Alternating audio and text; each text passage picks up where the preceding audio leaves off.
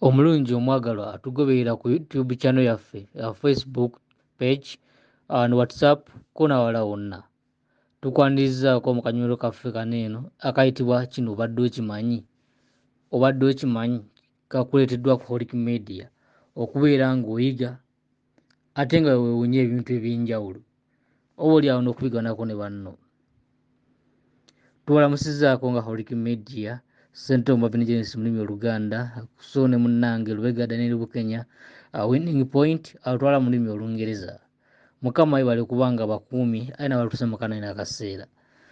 Mu kanyomero kaffe kaneeno tuzze ne obadde okimanyi. Did you know? Kino obadde okimanyi. Abaffe obadde okimanyi kino eno kitwagala okubanga tukoonako olwaleero. Obadde okimanyi nti omuntu yatondebwa ku Friday kyokka ate era n'alokolebwa ku Friday olunaku lwe lumu. Kino obadde okimanyi nti omuntu watondebwa ku Friday ate era n'onulibwa ku Friday. Oba obadde okimanyi nti watondebwa ku lunaku lwa mukaaga kyokka ate era Yesu n'akulokola ku lunaku lwa mukaaga nga ye Friday mu byawandiiko ebitukuvu Bayibuli. Bwe tugenda mu kitabo kya Lubereberye essuula esooka Olunyolwa 27 28:31 agamba Katonda n'atonda omuntu mu kifaananyi kye, mu kifaananyi kye ye mwe yakolera omukazi n'omusajja. Katonda n'abawa omukisa n'abagamba mugende muzaale mwale, mujjuze ensi mugirye era mubeere n'obuyinza ku byennyanja, ku migga, ku binyonyi eby'omu bbanga na buli kintu kyonna ekitambula kuno ku nsi. Era Katonda n'alaba nga birungi bye yali asobodde okubeera ng'akola ku lunaku neeno olw'omukaaga, omukazi n'omusajja. Agamba Katonda n'alaba nga birungi, ne buba akawungeezi ne buba enkya olwo olunaku olw'omukaaga. Bw'atyo Lubereberye wawandiika ng'ategeeza ku kutondebwa kw'omuntu ono. Ng'amaze okubeera ng'amutonda alabye nga mulungi, agamba ne buba akawungeezi ne buba enkya olwo olunaku olw'omukaaga Katonda lyakolerako omuntu n'amuwa omukisa n'amutukuza. Abaffe ate otugenda mu ndagaano empya Luka agamba atya. Luka essula 23 ng'emudda ku nnyiriri 51 awo nena alina ebigambo by'awandiika naye.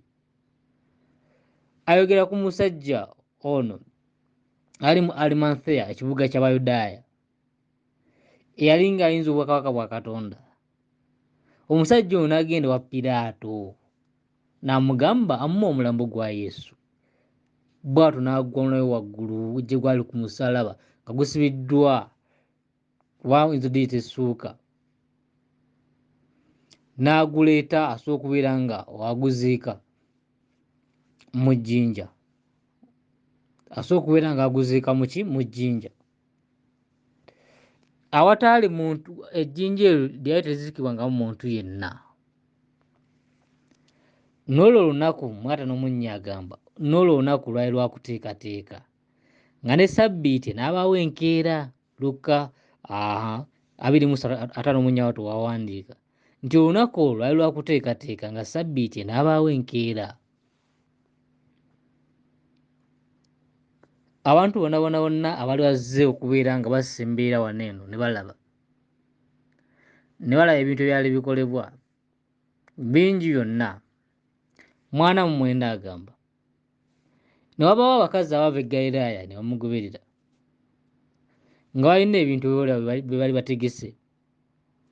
Mu lunyiriri olwataano agamba laba ne wajja omusajja Yozefu, era yali musajja mulungi nnyo nga mwesigwa. Ono Alimanseya, kibuga eky'Abayudaaya, yali naye alinze obwakabaka bwa Katonda. Nga tumaze okuba nga tulaba nti lwali lunaku lwa kuteekateeka nga ne Ssabbaati n'abaawo enkya. Okimanyi bulungi nnyo nti nno preparation day lwa lunaku lwa Friday. Bw'obeera osomye Bible eya Good News Bible ye ejja kutalawo direct Friday. It was Friday. Ne mu King James Version gye nkozesezza eraga the day was preparation, lwali lunaku lwa kuteekateeka. which is Friday nga ne Sabbath n'abawo enkeera ate nga Sabbath simanyi ebeerawo ku lunaku lwa musanvu, which is Saturday. And the women also 55 ne bana abakazi era abaali bazze nga bava e Galilaaya bamugoberera nga balina ebyakaloosa yali asobodde okubeera nga bategeka nga baleeta, naye ne baddayo kasabasanga nga Yesu Kristo amaze okubeera nga aggyibwawo. Ne baddayo mu 56 Luka 2:56 and they returned, ne baddayo and prepared spices and ointments. Banne n'abakyala bali bamaze okuba nga bajja ku lunaku olw'okuteekateeka oba olwa Friday oba oyinza oluyita olw'omukaaga ebyakaloosa n'ebiringa ebyo, and rested the Sabbath day according to the commandment. Bwe bati bano abakyala abali bamaze okubeera nga bajja baddayo okuwummula ku lunaku olwa Sabbiiti nga amateeka gali galagira. Kalosaasira omuntu agamba nti Sabbiiti Yesu Kristo yajja n'agiggyawo n'afuuka ekiwummulo. Kyokka nga n'abaana abakyala batambulanga naye ng'amaze okubeera nga bajja ku kuziika kwe, kasaba alaba nga Yesu taliiwo, atwaliddwa ku lunaku olukuteekateeka lwe bagirako lwennyini olwa Friday, baddayo ne bateekateeka. They prepared kuba olunaku lwali okuteekateeka and rested the Sabbath according to the commandment. Bayibuli egamba ne bawummula Sabbiiti ng'amateeka bwe galagira. Kyokka mujjukire babeeranga ne Yesu era amaze n'okubeera ng'afa. Kati obanga yali amaze okuba nga bwekiwummulo, lwaki basigala bakiwummula kino eno?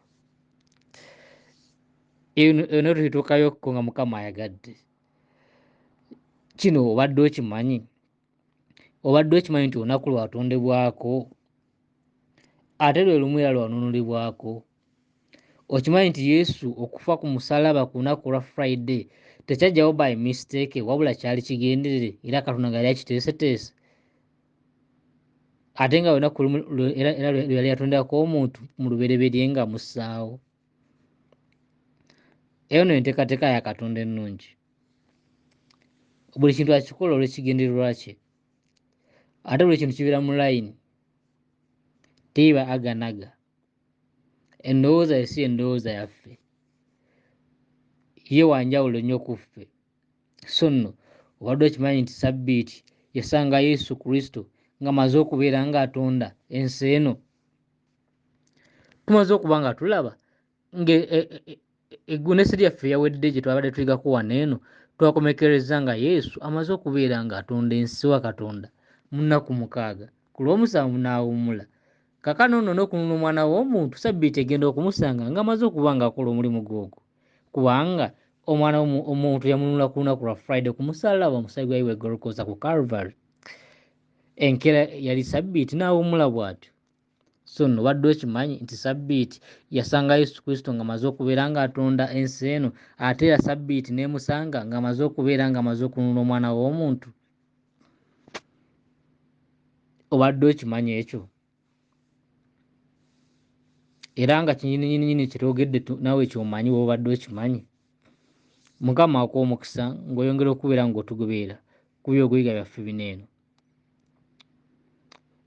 Kyaffe omulungi omwagalwa, tukubaza olw'abantu Mukama abagoberera HOLIC Media ne bayiga ebigambo by'Omukama n'okutegeera n'okuzuula ebyama ebyebuziba Mukama bw'olaba batamanyi ne babuusa amaaso. Awo okutegeera naffe Mukama abakulemberamu ebyokuyiga bino eno. Tulungamye ng'Omwoyo Omutukuvu Mukama w'ayagala. Tusabire mu linnya lya Yesu Kristo Mukama waffe. Amiina.